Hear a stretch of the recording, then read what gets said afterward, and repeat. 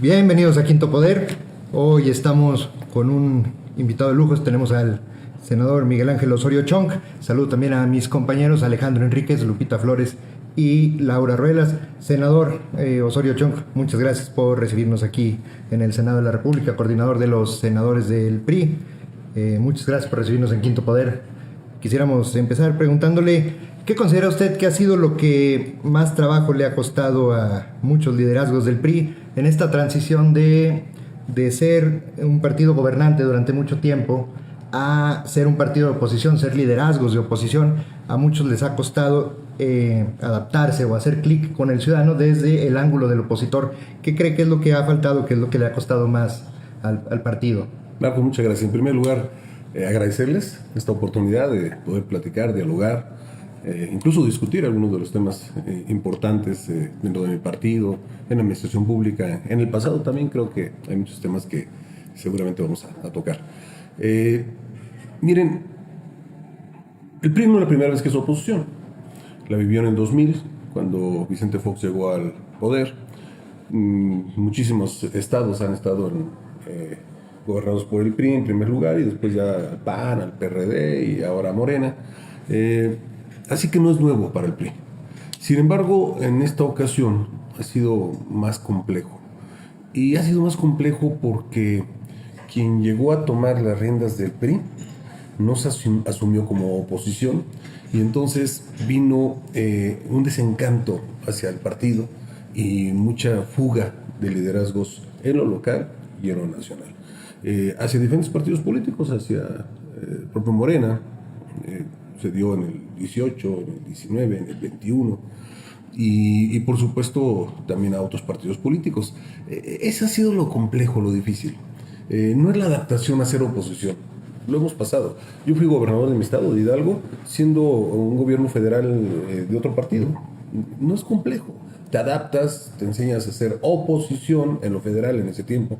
Nosotros en lo local éramos quienes habíamos ganado la elección. Pero enseñas a trabajar, enseñas a vivir, a convivir. El problema es cuando no se siente un liderazgo que te jale, que te lleve, y entonces empiezas a decir, ¿qué hago aquí? Y eso es lo que tendríamos que evitar. ¿El enemigo entonces está dentro o simple y sencillamente no ha habido esos liderazgos que han salido a defender a su partido? Lupita, sí, la verdad es que creo que más que enemigo, la falta de liderazgo está dentro.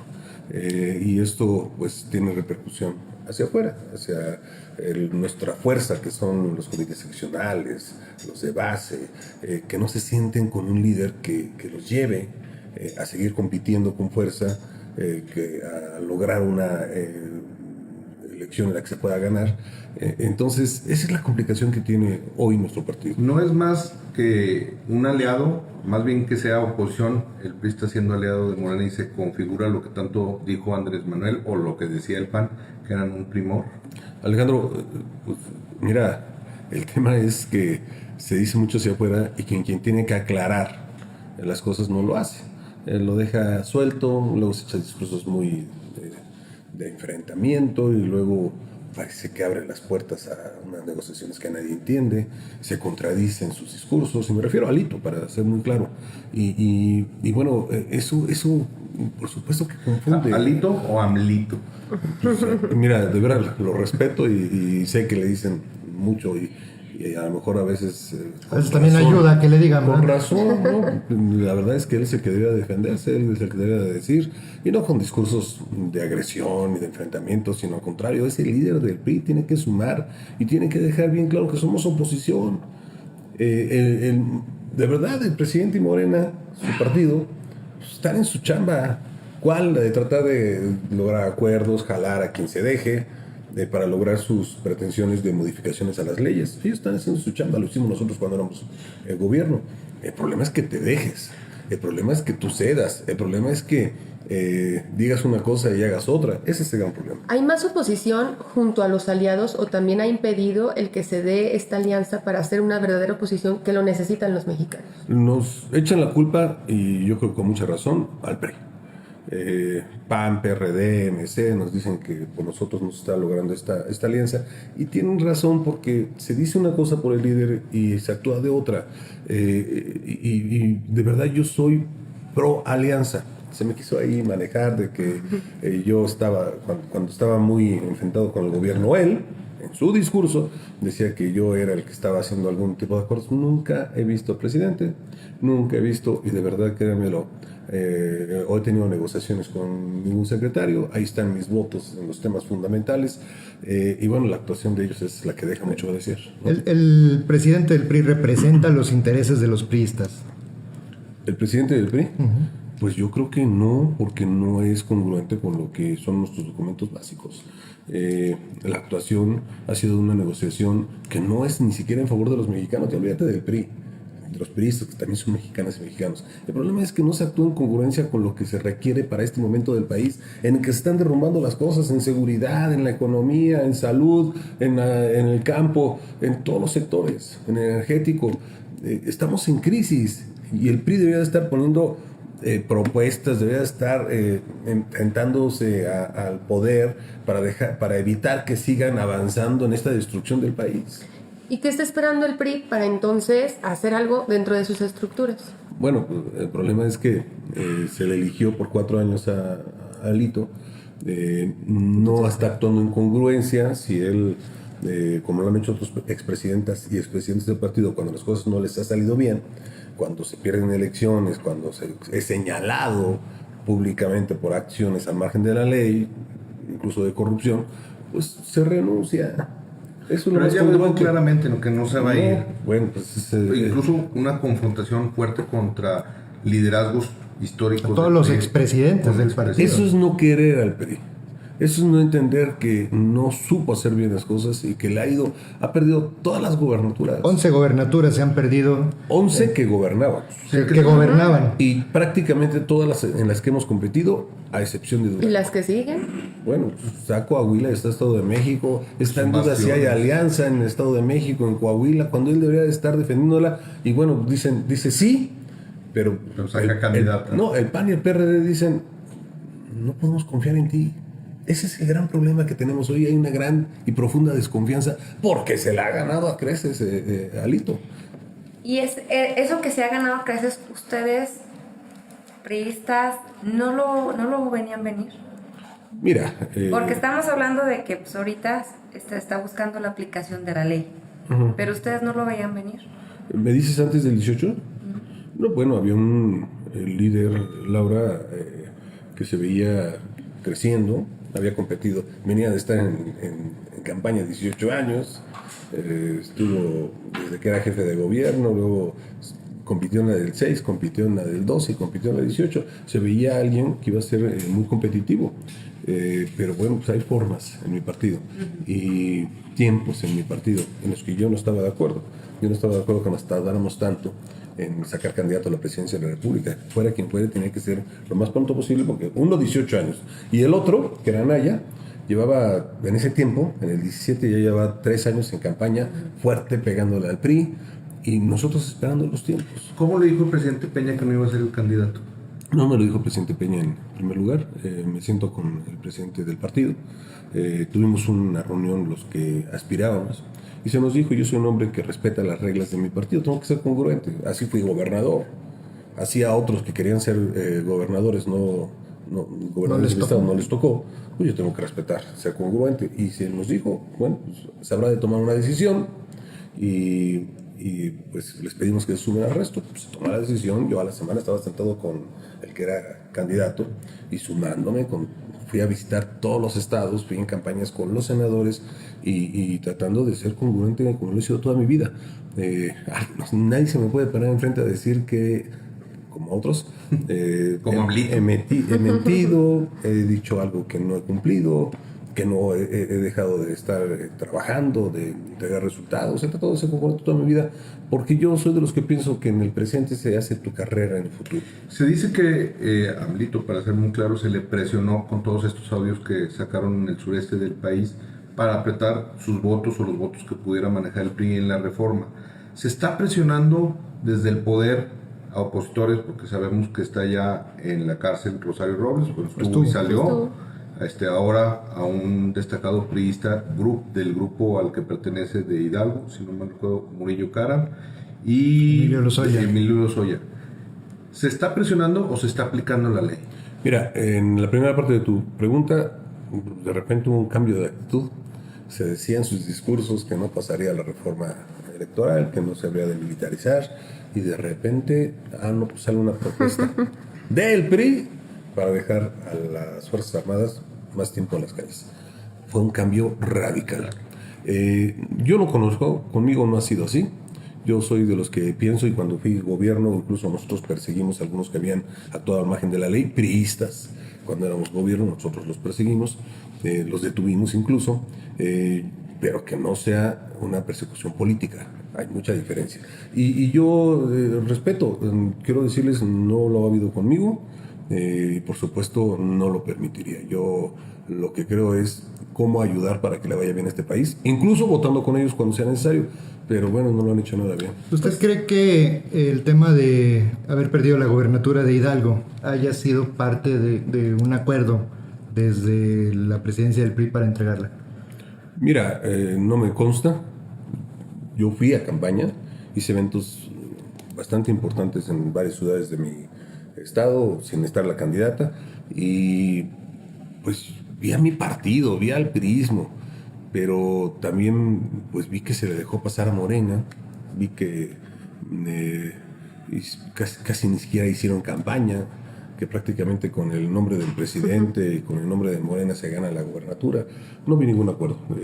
Hablando las cosas como yo creo que quieren en este programa, no lo vi. Si lo hubiera visto, lo hubiera señalado. No lo vi, pero pues fue muy fácil su victoria, y la verdad es que no lo merecía el prismo de Hidalgo. Se ha hablado de la institucionalidad que se tiene dentro del PRI, que ha sido una característica de todos los priistas de todos los tiempos, y creo que eso es parte importante. Y ahorita mencionaba de los 4 años por los que está electo Alito para ser el presidente de la institución.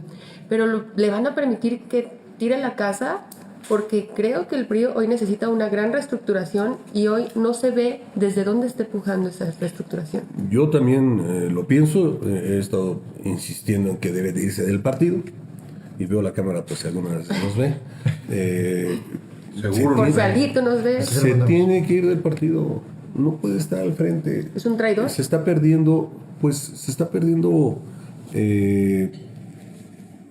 cercanía con la base. Hay una gran desconfianza a su liderazgo. Los otros partidos no hay confianza con él. Se le señala de muchas cosas. Y bueno, ya no pueden ni... Vean cómo le fue en la marcha. Señalamientos. Eso no puede pasarle a un líder del partido. Entonces, sí estamos perdiendo con su liderazgo. He pedido una y otra vez que se vaya. Sí, dice él, yo me voy hasta agosto porque fui electo hasta agosto. Suena igual que este gobierno. Nos eligieron 30 millones. Yo creo que ya les bajaron mucho sus seguidores por su falta de seriedad en la forma de políticas públicas de hacer gobierno. Y en el caso de Alito es exactamente lo mismo. Bueno, pues fue electo creo que por 2 millones. Sí, bueno, los mismos que deben estar arrepentidos. Él debe ser congruente, salirse y dejar una elección. Ahorita no solo la amenaza de que se quede hasta agosto, ya falta poco para que llegue a agosto. El tema es que puede llamar al Consejo Político y con sus seguidores quedarse 3 meses más y después decir, como dice la ley electoral, no puede haber renovación de la dirigencia de un partido hasta que pase el proceso electoral federal. Se puede quedar en el 24 y luego además puede llamar a una elección que no sea democrática, que sea por medio del Consejo Político y no abierta a la militancia. Y entonces querer apropiarse de un partido que no le pertenece. El PRI nació hace muchísimos años y nació de las corrientes regionales, de la inclusión, de la apertura, y no de lo que está haciendo hoy, que es de la cerrazón. Perdón, ante este escenario que se está dando dentro del partido y ustedes ya saben que se tiene que ir, ¿hay un grupo que va a hacer algo o realmente hay una estrategia ya? Mira, Para poner en marcha hay varios procesos en curso para poder hacer algo y se pueda lograr su salida. Complejo. Lo otro es participar. El problema es que se llegue a una elección en la que él gritó hace 4 años que sea democrática, abierta, de consulta a la militancia, y ahora pudiera él hacer, con el pretexto que ya he escuchado, de que el gobierno se puede meter. Se puede meter a ayudarlo. Pero la verdad es que con ese pretexto pudiera él hacer un consejo, una reforma, una elección de consejo político y entre poquitos sacar un nuevo candidato, un nuevo liderazgo que sea cercano a él, ¿no? Eso es algo, es un riesgo, ¿no? El PRI entonces está en una situación bastante crítica. ¿Continúa o desaparece? El PRI es más fuerte que sus liderazgos, más fuerte. Es como nuestro país es más fuerte que el gobierno que estamos padeciendo. El PRI es más fuerte que sus liderazgos y que Alito. Yo digo que sigue, pero sí tenemos que ir, lo decías Laura, vamos a buscar que podamos participar y podamos hacer que ni él ni alguien cercano se apropien del partido y podemos hacer resurgir a nuestro instituto político. ¿Quién le resta más votos al PRI? ¿Alejandro Moreno Cárdenas o Morena? Yo creo que Alejandro, sin duda. A veces aliado con Morena, ¿no? El problema es que no puede sostener el cómo ha faltado a la palabra, cómo has dejado de ser congruente. No puede sostenerlo porque no tiene argumentos. Todos lo señalan a que ha habido falta de seriedad, que ha mentido, que no cumple. Todo el mundo lo señala. El que no lo quiere ver, o sí lo ve pero no le conviene, es el mismo. ¿El PRI ve candidatos externos llegar a candidaturas importantes? Siempre hemos estado abiertos a ello. Creo que es el partido que más lo ha hecho. Y yo creo que debemos seguir abiertos a ello. A ver una alianza que puede ser no de nuestro partido. Hay buenos candidatos en mi partido, pero pueden ser de otros partidos políticos, puede ser de la sociedad civil. Alguien competitivo para ganar. Para que sea una elección fuerte, la del 24, en la que pueda ir para un lado o para el otro, pero que sea de gran participación y muy cerrada la votación. ¿Cómo se debe reconstruir la opinión que se ha generado del PRI ante la sociedad en muchos sectores con todo este proceso del desgaste que hizo la 4T y luego el desgaste que hizo el propio presidente del partido? Nuevamente que se vaya Alito y Primero. luego primerito y luego sí tenemos que ver cómo logramos una reestructuración que permita regresar al origen de nuestro partido, que es la cercanía en la base, que es la cercanía con sus liderazgos locales, no tomar decisiones cupulares, centralistas, desde la Ciudad de México. Se tiene que respetar a los liderazgos locales. ¿Qué está haciendo hoy en algunas elecciones locales de dirigentes del PRI? Se toman las decisiones aquí, en la Ciudad de México. ¿Cómo? Ya perdimos. Él dice que cambió los estatutos porque se pasaban de listos, así me lo dijo, en lo local, y ellos tomaban decisiones para acercarse a Morena. No, pues ahora las toma y se acerca desde Morena, desde acá. No, se tiene que respetar a los liderazgos locales. Tenemos que regresar a ello. ¿Cuál es el tema que ven ustedes con respecto a la posición que está tomando Movimiento Ciudadano de no ir en una alianza hacia el 2024? ¿Es una situación de ver solamente por sus intereses y no ver por los de México, o esperan que recapacite? Lupita, a mí me preocupa mucho si no hacemos una gran alianza, un gran acuerdo de oposición. Los 7, 8, 10 puntos que represente cada partido político nos pueden restar a ganar la presidencial. Yo espero, de verdad lo espero, primero que se construya la alianza y después que en ella se incluya también el Movimiento Ciudadano. De verlos, pero son gente congruente y yo espero en su liderazgo de MC y en su militancia que vayan a un acuerdo nacional. ¿Cómo lograste ese acuerdo? Porque traes en tu historia que construiste el Pacto por México, que fue el gran acuerdo que reformó grandes leyes en nuestro país, pero lo hacías desde el poder, desde ser secretario. ¿Cómo reconstruir este pacto para que realmente se sume MC y algunos otros liderazgos sin la fuerza que tiene un secretario de gobernación? Con la fuerza de la unidad por seguir evitando la destrucción del país. Yo creo que hay situaciones que están pasando en el país que sin duda nos deben de mover a todos para lograr este acuerdo. Yo creo que sí se puede construir. Yo soy un hombre de acuerdos y estos acuerdos se logran a partir de no faltar a la palabra, de decir y comprometerte en algo y no fallar. Yo creo que sí se puede hacer. Se construyen en el mundo, se han construido en el país, se han construido contra el PRI, pero también el PRI ha construido acuerdos en favor de México. Uno de ellos es el Pacto por México, que lo hicimos en la transición, que lo hicimos con el PAN, con el PRD. Los que hoy gobiernan ni siquiera se quisieron sentar a dialogar, es increíble. Hoy piden que se les ayude, nos llaman de todo a quienes no votamos en favor de, pero una gran incongruencia, cuando eran ellos oposición, ni siquiera se sentaban a la mesa a dialogar. Exactamente, se generan acuerdos, con el presidente se puede acordar.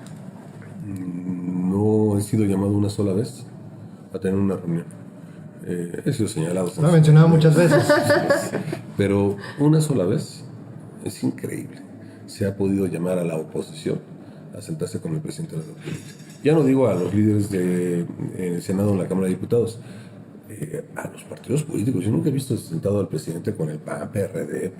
No, es increíble. Se gobierna para sí mismo y se toman decisiones para sí mismo, en lo que él solamente cree, y no entendiendo que incluso llegó con el impulso de muchas organizaciones de la sociedad civil, las que ya desapareció, muchos liderazgos locales a los que ya no los toma en cuenta. Bueno, pues son sus formas. Simplemente digo, así no se gobierna en favor de México y así no se gobierna bien. Para llegar a esta alianza de la que se está hablando, que sea el escenario idóneo para el siguiente paso de este país, realmente dentro de esta alianza, ¿quiénes son esos actores políticos? Porque ya no estamos hablando de los líderes de partido, porque nos queda claro que ahorita ni en la jugada deben de estar. ¿Quiénes son esos liderazgos políticos que pueden impulsar que realmente se genere esta alianza? Mira, yo no coincido contigo del todo, Laura, porque al final los que ponen la firma para la alianza son los dirigentes. Claro. Hay que sentarlos. Pero los líderes tienen que entender que tienen que abrirse a escuchar a las otras voces. Y yo sí creo que estado por estado hay líderes importantes, muy importantes, que deben ser tomados en cuenta. Y no solo desde el centro, no solo desde lo nacional. Tienes que escuchar a lo que dicen allá en Nuevo León, en Baja Norte, en el Golfo, en el Pacífico, en Zacatecas, en Quintana Roo. O sea, se tiene que escuchar si queremos hacer la alianza. Si creen que desde aquí vamos a conformar una alianza, no nos va a ir bien. Si no tomas en cuenta la voz de los que están diciendo allá en las regiones, queremos participar, no nos va a ir bien. Oiga, hay riesgo de una alianza sin el PRI, una alianza opositora sin el PRI, pero con muchos candidatos priistas. Mira, yo te comprometo algo, porque no lo va a lograr él si quiere destruir la alianza, del mismo que estamos hablando, de Alito. Si él hace algún acuerdo para evitar la alianza, para evitar un acuerdo nacional, pues tendrá el membrete y tendrá la firma. Pero les aseguro que la militancia habremos de estar pro la conformación de esta alianza por el país. ¿Alito ha tenido o ha dado la oportunidad en algún momento de que actores tan importantes como lo que usted representa se sienten a la mesa a dialogar de la situación que se está viviendo dentro del partido y de lo que tendría como consecuencia en el país? Mira, nos hemos reunido particularmente en todas mis plenarias, se le invitó, acordábamos cosas, no las cumplía, quedaba en mandar documentos, no los mandaba. Pueden preguntar a los senadores y senadoras. No es nuevo. No es nuevo, entonces, falta la palabra. Entonces ya es cuando yo decidí ya no sentarme. Si mis compañeros quieren sentarse con él, pues lo mandamos llamar y yo no voy a estar, no puedo estar con él, con alguien que miente y que no cumple la palabra. Como que es una pérdida de tiempo y como que, ¿por qué he de estarle dando el espacio a alguien que no merece ni siquiera el sentarse nuevamente? Hubo intentos al principio, pero Alito es exactamente igual que quienes gobiernan. O estás con él o estás contra él. O le apoyas, o incluso él siempre te sale con sus bravuconadas de yo sí sé de política, yo sí entiendo, y bueno, pues hacer política como la hace, yo no quiero aprender de esa. A mi edad no voy a aprender de esa muy mala política. Hay reformas que cambiaron a México, defendieron la eléctrica. ¿Cuáles más crees que se deben de defender, como la defendieron la eléctrica, de las que empujaste como secretario de Gobernación? Bueno, la que estamos viviendo en este momento, la hicimos en el 14, la electoral. Hablan de reformas y ellos mismos, los dirigentes, que hay que modificar cosas. teniendo enfrente a Morena, queriendo desaparecer el INE, lo que tenemos que hacer es dejarla como está. De verdad sí es una gran reforma. Que hay cosas todavía perfectibles y que se pueden modificar, sí, pero no son tan importantes y fundamentales. Entonces, yo me iría con la electoral. Hay un argumento del presidente que esto les pega mucho a los que llegaron por la vía plurinominal, desaparecer a los pluris. Entonces dice que defienden sus privilegios. Y bueno, es que no se acuerdan de cuando eran oposición, cuando no tenían representación en el Congreso y pedían, te hablo de los 80s y los 90s, pedían representación proporcional. Para eso es la representación proporcional, para meter a otros partidos políticos que pueden representar 2 o 3 puntos, pero esos 2 o 3 puntos son 2 o 3 millones de personas que su voz puede estar en el Congreso. De eso se trata la representación proporcional, que ellos pelearon, que ellos pidieron y que el PRI generó la apertura para que esto sucediera. Y ahora ellos son los que no las quieren. Si cada partido pone a sus consentidos o no, ese es problema del partido. Yo creo que no es así, pero vamos a suponer, eso es lo que menos debe importar. Debes de darle apertura, representación a los partidos que tienen menos votos en el país, pero que también representan a mexicanas y mexicanos. Ellos peleaban porque se les abriera y ahora resulta que ya no les parece bien. Ellos disfrutaron del recurso que se les daba como oposición y ahora quieren quitarlo. Ellos son producto de, como gobierno, de una elección que llevó a cabo el INE y hoy quieren ir contra el INE. Todo lo que no coincide con ellos lo quieren destruir, lo quieren desaparecer. ¿Cómo garantizar que el PRI no va a avalar esto y no va a hacer lo que hizo en la pasada? Mira, te hablo por el Senado. La verdad, no veo el menor empuje e idea de mis compañeras o compañeros para votar una ¿Se van a mantener? Yo sí creo que se van a mantener, estoy convencido. Pero conociendo al presidente, conociendo la situación que se vive en la Cámara de Diputados y sobre todo que pues un poco obligado o con acuerdos, Alito finalmente terminó doblando las manos. ¿Qué es lo que va a pasar? Y sobre todo con esto de las plurinominales, que sin duda es fundamental porque le da voz a las minorías y porque no deja la decisión en unos cuantos. Vamos a terminar viendo que pasa la reforma electoral como pasó la de la militarización. ¿Se van a hacer algunas modificaciones o qué? Yo no lo creo. Antes de entrar con ustedes, escuchaba un discurso que creo que dijo hace un rato este personaje, otra vez igualito que con lo de la militarización, diciendo que no lo habrá de apoyar. Pues sí, tienen temblando a todos. Qué desafortunado, qué desgracia, pero yo les puedo asegurar que no va a pasar en el Senado de la República. Ya hicieron las cuentas de si la oposición cuenta con los votos para frenar la reforma, a pesar de el presidente del PRI, Alejandro Moreno, y el bloque que pudiera representar. Sí, las tenemos bien claras y estamos muy superior a lo que necesita Morena para modificar. Pero también escuché al presidente que va a mandar reformas legales, 50+1, que creo que son anticonstitucionales porque quiere modificar la integración de las cámaras, quiere modificar el apoyo a los partidos políticos. Lo único que podría hacer, y no sé si entra en una reforma legal, son los salarios de los integrantes del INE. Creo que ni eso puede. Ya ganaron una controversia los órganos autónomos y tampoco puede eso. Pero bueno, son sus intentos. Ya no están hablando de la reforma constitucional, creo que la van a insistir para este siguiente fin de semana, el próximo, y creo que pues ya bajaron esa pretensión, harán una reforma legal que será anticonstitucional. Yo creo que nos vamos a quedar con la ley que tenemos. Espero. Bueno, y hace rato platicaba Alejandro y comentaba sobre el tema de, yo sí creo que hay muchos actores importantes dentro del PRI y que es importante que se pueda trabajar sobre eso, pero en caso de que se tuviera que hacer una alianza y que no hubiera actores dentro de la misma alianza, ¿a quién están viendo? ¿Ebrard o Monreal? No, a ver, yo estaría contrario a pensar que si a Ebrard no se la dan en Morena, pues tenga un refugio acá. Tiene que haber congruencia antes, tienes que estar desde antes acá. Yo veo hoy a Ricardo que está buscando desde antes su salida. Bueno, pues habrá que sentarse a platicar con la oposición.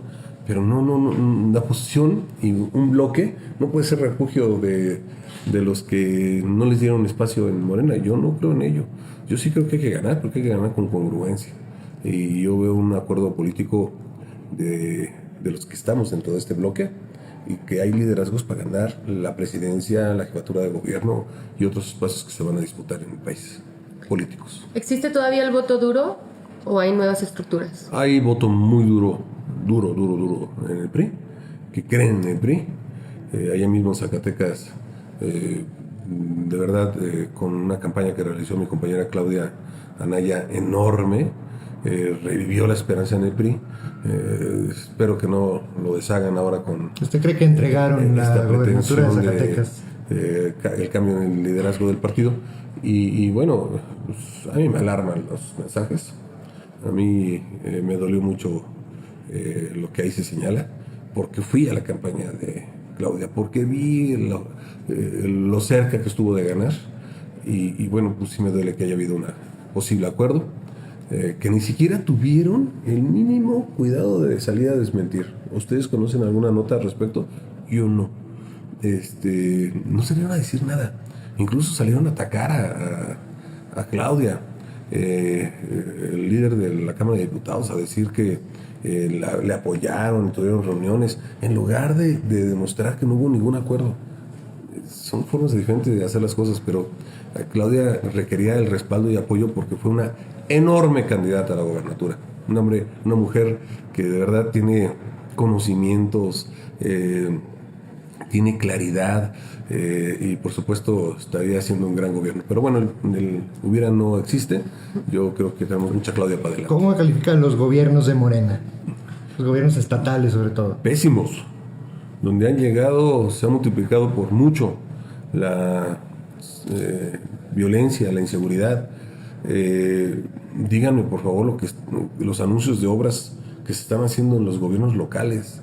No hay obras, no hay más que decir traemos los programas sociales. Con eso no se genera desarrollo, con eso no se genera progreso, con eso no generan empleos, inversión, que es lo que permite a un país salir adelante. Y si sale adelante desde lo regional, no se está haciendo nada en los estados. Por favor, echen una revisada y comparen nada más de sexenio a sexenio y van a ver que no hay obras. Están administrando su tiempo porque no están haciendo ningún tipo de acciones en favor de sus estados. Como secretario de Gobernación, ¿cuál fue el tema más complicado a tratar en el gobierno de Peña Nieto? Siempre la seguridad, siempre. Por eso, pues más que estarse sentando en las mañanas e incluso apagar unas velitas por reuniones que se llevan a cabo, Comiendo tlacoyos. nosotros las hacemos en los estados. Ustedes pueden revisar las veces que yo fui a Zacatecas y desde ahí implementamos personalmente, y los secretarios implementamos acciones para resolver los temas de seguridad. Pueden revisar 12, 13, 14 y 15 cómo se bajaron los índices en temas de seguridad, en todo. Secuestros, robo a casa habitación, con el tema del narcotráfico, pueden revisarlo. Es actuando en campo. Cuando nosotros metimos en el 2015 una reforma para desaparecer las municipales, que son los más captados por la delincuencia, y hacer 32 policías estatales fuertes, ¿quién creen que se opuso? Los que hoy gobiernan. No quisieron. Teníamos que hacer 32 corporaciones enormes, fuertes, porque ya empezábamos a ver otra vez el repunte. Y entonces decíamos, bueno, si cada vez que va a haber cambio de presidentes municipales, mientras empezamos a trabajar con ellos, se mete la delincuencia, mejor hay que desaparecer las policías municipales. Y entonces hacer corporaciones policíacas estatales bien supervisadas y controladas. Y yo estaba seguro que así vamos a lograr. No hay que descubrir el hilo negro en el tema de seguridad. Fortalecer. Es fortalecer, capacitar para poder resolver el tema de seguridad. ¿Cómo se vivió como secretario el momento de la crisis de Ayotzinapa? ¿Y por qué cree que incluso al día de hoy, a pesar de todo el tema que ha tenido este sexenio, no se ha logrado llegar a una sola línea, o sea, una sola versión, que se ha contradecido incluso en esta misma administración? Mira, fue muy complicado. Y yo un poco injusto, porque fue un evento local en un municipio, en Iguala, en el que se enfrenta la policía municipal o las policías municipales con jóvenes estudiantes y cometen esos hechos claramente definidos, pero indignantes para todas y para todos. Y en reacción a ese hecho local, se atrae por parte del gobierno federal, la Procuraduría General de la República, el caso. 5 días después, si no es que 4 días después de que las corporaciones locales habían sido rebasadas. Y luego pues se ponen todo el empeño para localizar en primer lugar a los jóvenes y por supuesto para esclarecer los hechos. Fue complicado. La delincuencia actuó de una manera en que se ha dicho que prácticamente los desapareció. Y entonces, mientras no se encontrara vivos sus cuerpos de los jóvenes, pues es un asunto que queda abierto. Esa sí es la realidad. Pero entonces el señalamiento es que si se trató de ocultar, nada. Miren, yo me senté las veces que me lo pidieron los papás, los llamamos en varias ocasiones. Tenían a la gendarmería, ¿se acuerdan que la habíamos creado? Ahí en Guerrero permanentemente, a donde querían se iban a buscar. Hicimos todo lo que estaba a nuestro lado. Ahora dijeron, no, pues es que fue mentira y siguen los mismos investigadores internacionales y están de parte del gobierno haciendo lo propio y no se encuentra un tema diferente.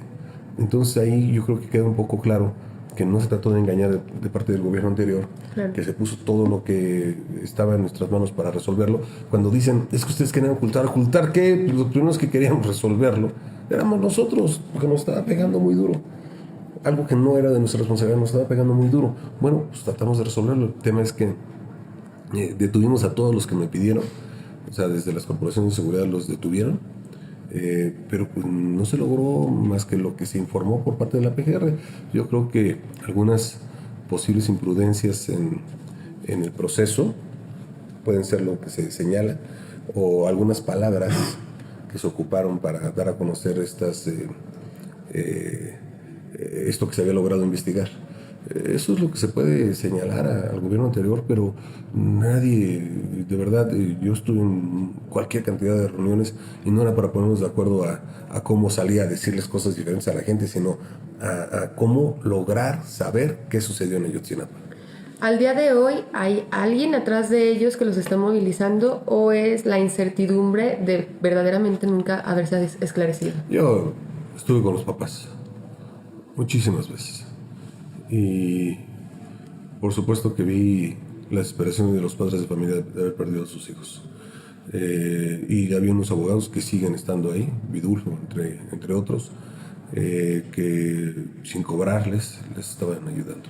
No, yo nunca vi que hubiera manos para generar disturbios o no, nunca. De verdad lo tengo que reconocer. Sería incluso una salida fácil para mí decirles si alguien estaba afuera asusando. No es cierto.